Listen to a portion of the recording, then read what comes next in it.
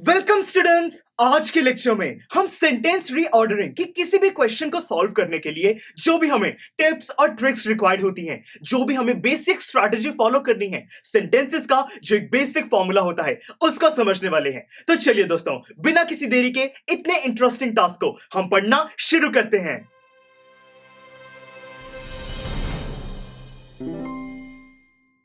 Students, sentence reordering की कोई भी टिप, ट्रिक या स्ट्रैटेजी को समझने से पहले जरूरी है कि हमें पता हो कि ये सेंटेंस आखिर होता क्या है। देखिए, आपको ये तो पता है कि सेंटेंस वर्ड्स का एक ऐसा ग्रुप है जिसकी कोई सेंस बने, जिसका कोई प्रॉपर मीनिंग हो। सही बात है, परंतु दोस्तों सिर्फ इतना ही काफी नहीं है, हमें सेंटेंस का एक बेसिक स्ट्रक्चर पता होना चाहिए। देखिए, यहां पे मैंने एक सेंटेंस कंसिडर किया है जो कि है we are learning the basic structure of a sentence. मतलब कि हम सेंटेंस के एक बेसिक स्ट्रक्चर को समझ रहे हैं। तो देखिए दोस्तों, ये वर्ड्स का एक ग्रुप है जिसका कोई मीनिंग है, परंतु इसके बेसिक स्ट्रक्चर की बात करें तो ये हर सेंटेंस के अंदर एक वर्ब जरूर प्रेजेंट होती है। वर्ब का मतलब है कि कोई ऐसा वर्ड जो कि एक्शन को रिप्रेजेंट करे। दोस्तों, यहां पे हम क्या कर रहे हैं? लर्न कर रहे हैं। तो यहां पे आर लर्निंग, ये हमारी एक वर्ब है। बेसिकली वर्ड्स का एक ऐसा कॉम्बिनेशन जो कि एक्शन को रिप्रेजेंट कर रहा है। अब आप सोच रहे होंगे कि सर, यहां पे तो लर्निंग वो वाला वर्ड है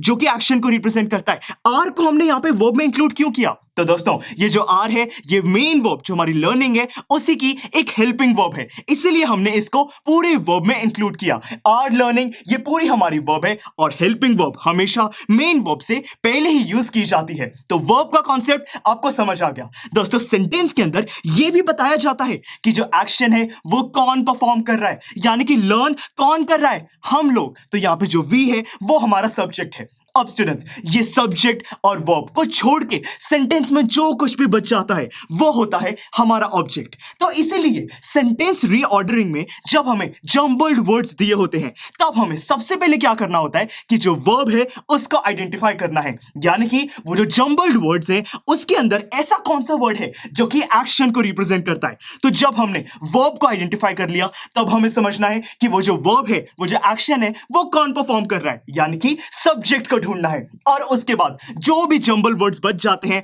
हमें उनको सही तरीके से ट्रायल एंड एरर मेथड से उनको रीअरेंज करना है। बार बार अलग अलग कॉम्बिनेशंस फॉर्म करने हैं और जो भी कॉम्बिनेशन सबसे ज्यादा सेंस बनाए, जिससे कि वर्ड्स का एक ऐसा ग्रुप बने जिसका प्रॉपर मीनिंग हो, वो बन जाएगा हमारा ऑब्जेक्ट। और ज्वाइन करके हम कंप्लीटली फॉर्म कर देंगे अपना सेंटेंस। तो चलिए एक बारी ये जो भी स्ट्रैटेजी है इसको छोटे से एग्जांपल पर अप्लाई करके देखते हैं। तो देखिए दोस्तों, यहां पे मैंने ये जंबल्ड वर्ड्स कंसीडर किए हैं जो कि है overall development, complete package, offers for PU Stack. अब देखिए दोस्तों, यहां पे सबसे पहले हमें आइडेंटिफाई करना है एक्शन यानी कि वर्ब को। तो देखिए यहां पे एक्शन क्या है? Complete package. क्या ये एक्शन है? नहीं दोस्तों, यहां पे हमारा कोई एक्शन वर्ड तो ये नहीं रिप्रेजेंट कर रहा। ओवरऑल डेवलपमेंट ये भी कोई एक्शन नहीं है।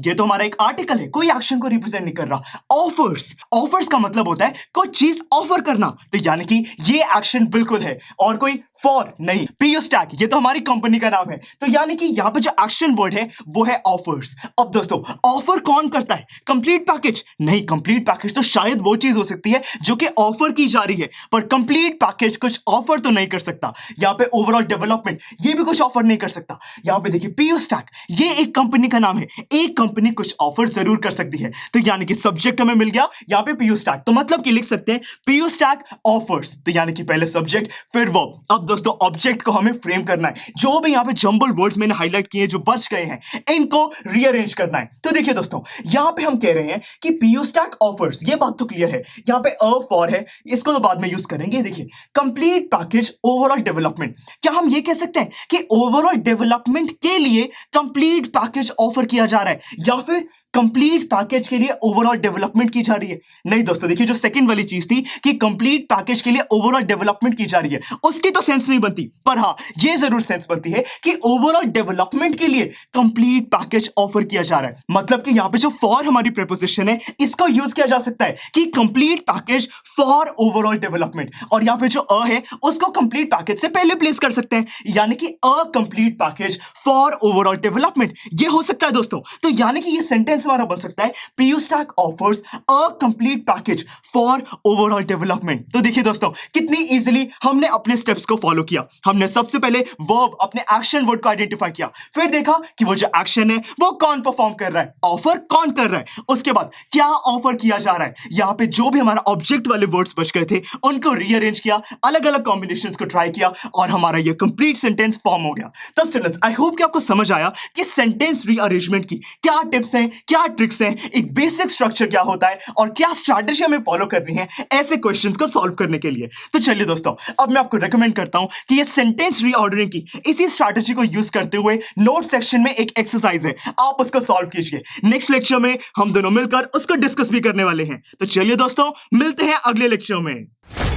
स्टूडेंट्स, आई एम श्योर आपको ये वीडियो बहुत पसंद आया होगा। तो इसी तरह से इंटरेस्टिंग तरीके से अगर आप सारे कॉन्सेप्ट्स, थ्योरीज, डिफरेंट चैप्टर समझना चाहते हैं तो डाउनलोड करिए PU Stack ऐप, क्योंकि इस ऐप पर आपको बहुत कुछ मिलेगा। सैम्पल पेपर्स हो, टिप वीडियोस हो, different lectures, back exercise, solutions, बहुत कुछ। So what are you waiting for? Download PU Stack app.